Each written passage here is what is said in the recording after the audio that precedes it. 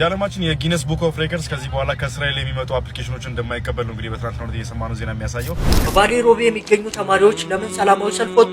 የወጡበት ምክንያት ኒቃብና ሰላትን ስለተከለከሉ ነው። እነዛ ኮሚቴዎች ከተቋቋሙ ዛሬ 15ኛ ቀናቸው ነው።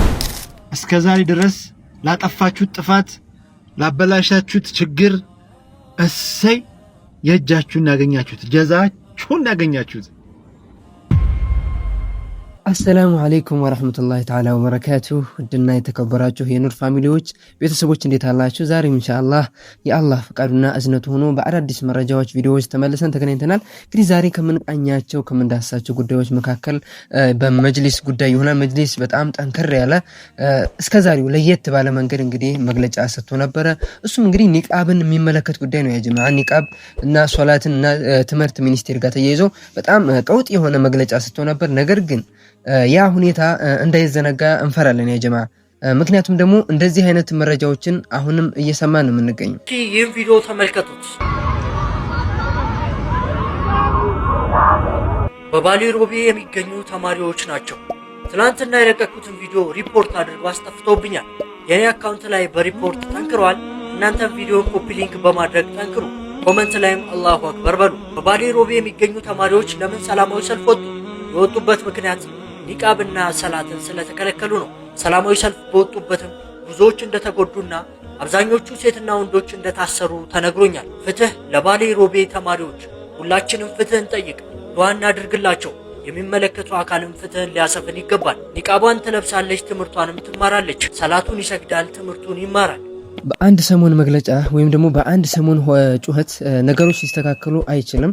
ስትረግል አለው፣ ብዙ ትግል ይፈልጋል ይህን ነገር ለማስተካከል። ምክንያቱም ደግሞ ይህ ነገር ሲመጣ በአጭር ጊዜ አይደለም የመጣው። ይህን ጫና ያመጡት ቀስ በቀስ ነው። ይህን ሁላ ጫና ሙስሊሞች ላይ ጫኑት። ስለዚህ እኛም ትግሉ በአንድ ቀን ሌሊት ይስተካከላል ብለን እንዳናስብ ሁልጊዜም ኢንሻአላህ ድምጻችንን ማሰማት ይኖርብናል። መጅሊሳችንን ከጎን ሆነን በመደገፍ ጭምር መታገል አለብን። እሱም እንዳይዘናጋ ወደፊት በመጫን ማለት ነው ኢንሻአላህ። ይህ ጥያቄ የሁላችንም ጥያቄ ነው ብዬ አስባለሁ። ሰሞኑን ቪዲዮ እየሰራው ስላልነበረ አካውንት ያዛርጉታል። በደንብ ኮፒ ሊንክና ሼር አድርጋችሁ መልእክቱን ለብዙዎች እንዲዳረስ አድርጉ። እንግዲህ በሂጃብ ጉዳይ ላይ የትምህርት ሚኒስትሩ ከ15 ቀን በፊት የተናገሩት ነገር ነበረ። የተናገሩት ነገር ሙሉ ለሙሉ ውሸትና እንዲሁም የማይመለከታቸውም ጉዳይ ውስጥ ገብተው ሲያጨማልቁ እንደነበረ መጅሊስም ደግሞ ጠንከር ያለ አቋሙን በመግለጫ አሳውቆ ነበር። መጅሊስም በመግለጫው ይህንን ጉዳይ እስከ ጥግ ድረስ ተከታትለው መፍትሄውን የሚያፈላልጉ ኮሚቴዎችን አቋቁም ያለሁኝ ብሎ ነበረ። እነዛ ኮሚቴዎች ከተቋቋሙ ዛሬ 15ኛ ቀናቸው ነው። ምን ላይ እንደደረሱ ምንም የሰማነው ነገር የለም። እኛም ከመጅሊሳችን ጎን ሆነን መጅሊሱን ራሱንም እንዲሁም ደግሞ የመንግስትንም መጠየቅ መቻል አለብን።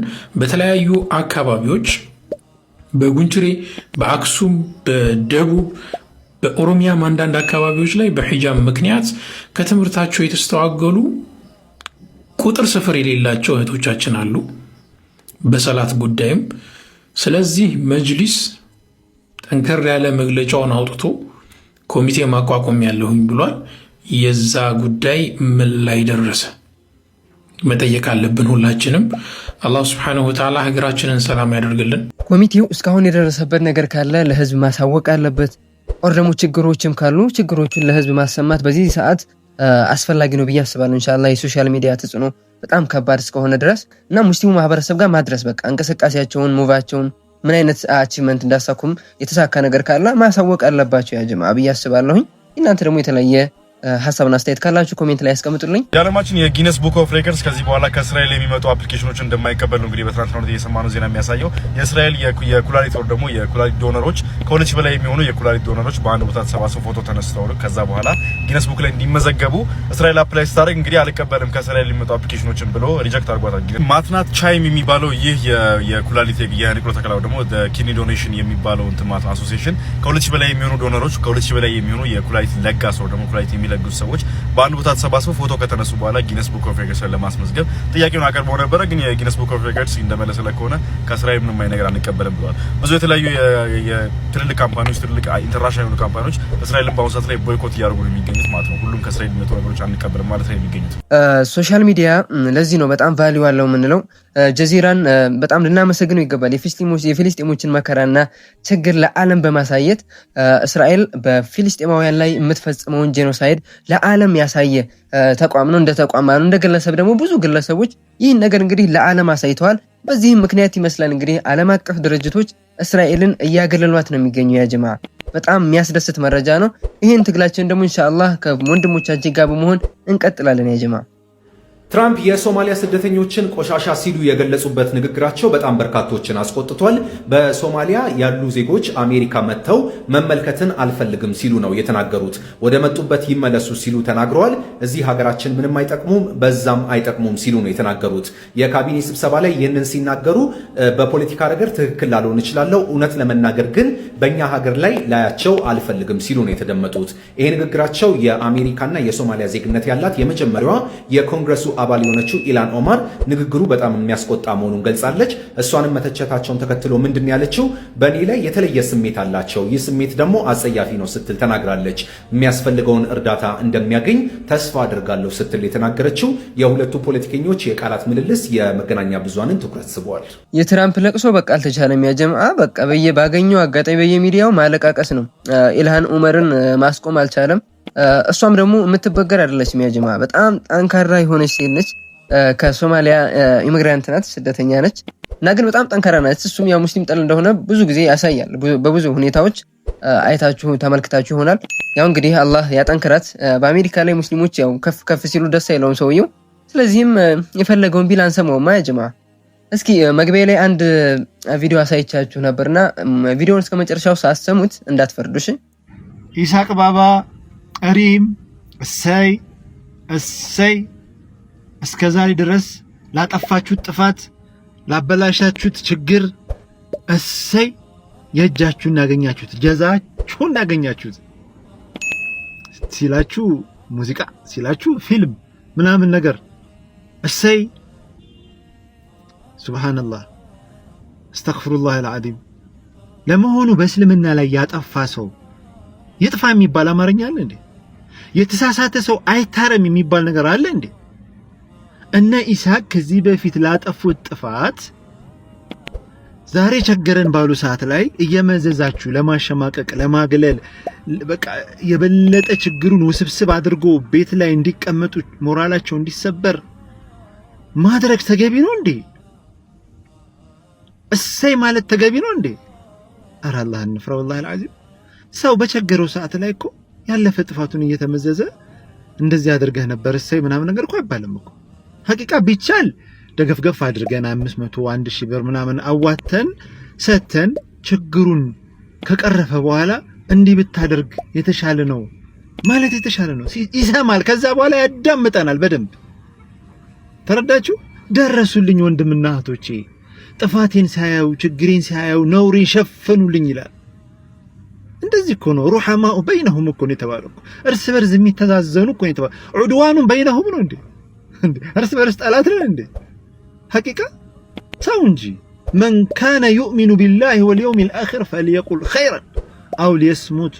በአላህና በመጨረሻ ቀን ያመነ መልካም ይናገር ወይም ዝም አፉን ይዝጋ፣ ዝም ይበል።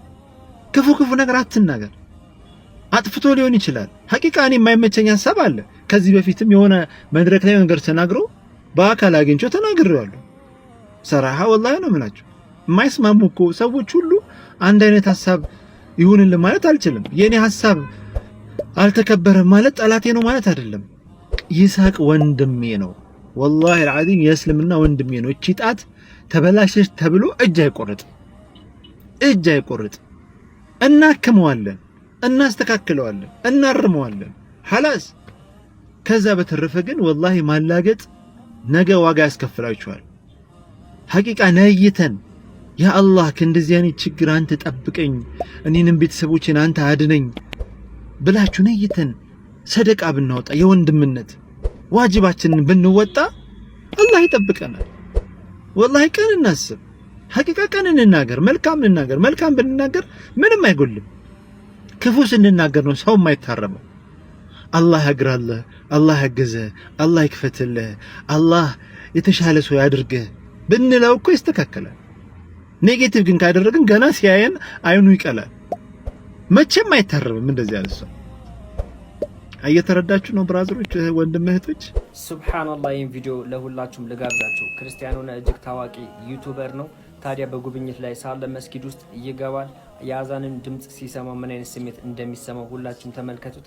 እስከ መጨረሻው ተመስጣችሁ እንደምትሰሙት እርግጠኛ ነኝ። አላሁ አክበር እያላችሁ ቪዲዮውን ተከታተሉት። ወደ ቪዲዮ። ወንዶች መግቢያ በዚህ በኩል ነው መሰለኝ። እዚህ ጫማችንን እናወልቃለን።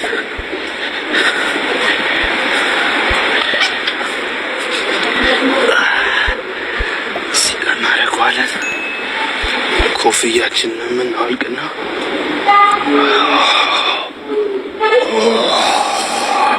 look, oh my days, look, damn, ዲኖ ያምሩ ሄደ። በጣም ሂውጅ ነው። ለጎብኚዎች ክፍት ነው። አይ ቢሊቭ ገብታችሁ መጎብኘት ትችላላችሁ።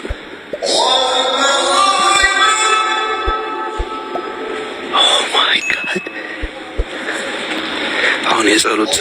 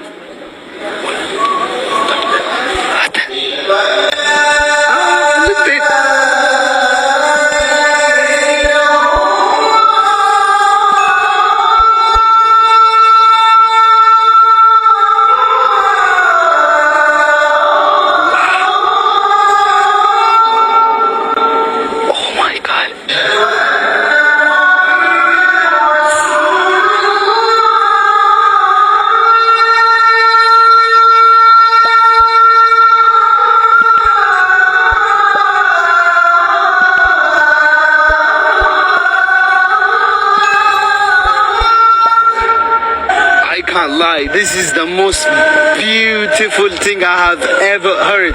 እግዚአብሔር ነው ብላችሁ በጣም የሆነ I felt it in my soul like የሆነ ነገር ተሰማኝ። ታውቃላችሁ በጣም ደስ ይላል።